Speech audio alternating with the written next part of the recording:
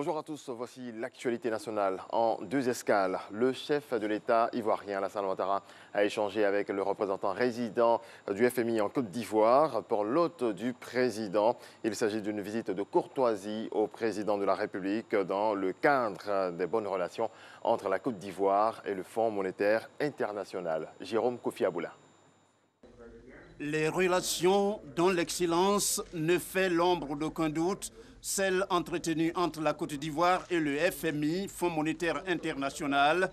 Le représentant résident du FMI en Côte d'Ivoire en est heureux.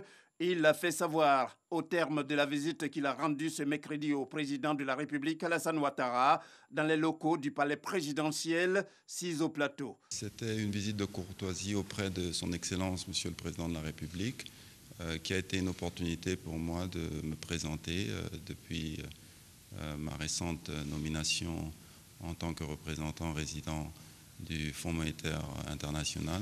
Donc nous avons parlé des relations, des excellentes relations entre la Côte d'Ivoire et le Fonds monétaire international.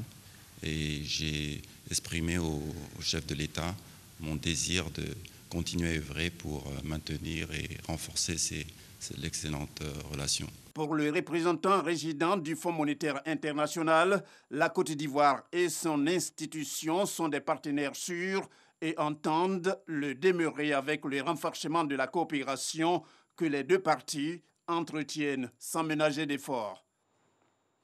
Autre volet de l'actualité, le président de la FIFA a annoncé le lancement d'un tournoi interscolaire panafricain de football. Le projet qui repose sur l'organisation du tournoi de football dans les écoles sera lancé en République démocratique du Congo. À l'occasion donc de sa visite en Côte d'Ivoire, Gianni Infantino a appelé les acteurs du football ivoirien à l'unité dans la perspective de l'organisation de la Coupe d'Afrique des Nations 2023.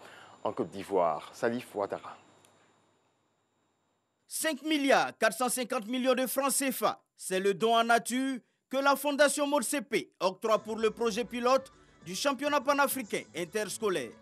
Une compétition destinée aux gamins dont l'âge varie entre 12 et 14 ans et qui est censée démarrer en 2022. Pour marquer le coup, la caravane constituée de plusieurs ministres ivoiriens et de la crème dirigeante du football mondial s'est rendu dans la périphérie nord d'Abidjan, au lycée moderne d'Abobo, pour le lancement de ce championnat interscolaire. Marié Toukone, ministre de l'Éducation nationale et de l'alphabétisation, a jeté quelques bases de cette future compétition panafricaine. Le football occupe aujourd'hui une place particulière parmi tous les sports pratiqués. Il représente un trait d'union, un monde sans frontières entre les peuples, les nations, les continents, des millions de personnes pour lesquelles les barrières géographiques, raciales, culturelles, religieuses ou politiques disparaissent totalement. Face à l'enthousiasme du jeune public à Bobolé, le président de la FIFA, Gianni Infantino, et Patrice Motsepe de la CAF se sont transformés en entraîneurs.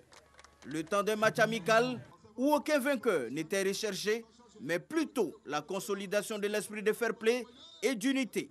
Ah Bobo, ça va? J'entends rien.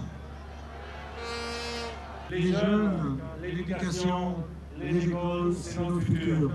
Et le football est avant tout une école de vie, une école dans laquelle on apprend à gagner, on apprend à perdre. Patrice Motsepe et Gianni Infantino ne pouvaient quitter Abidjan sans laisser quelques indices sur le futur agenda du comité de normalisation de la Fédération ivoirienne de football. En appelant à l'unité des acteurs du foot ivoirien, lors d'une conférence de presse, le président Motsepe souhaite afficher sa neutralité dans le processus électoral à la Maison des Verts, dont le rendez-vous des urnes s'annonce pour novembre 2021, après la révision et l'adoption en octobre de nouveaux textes électoraux. Voilà, c'est tout pour ce 6h30. Retour de l'information à 7h.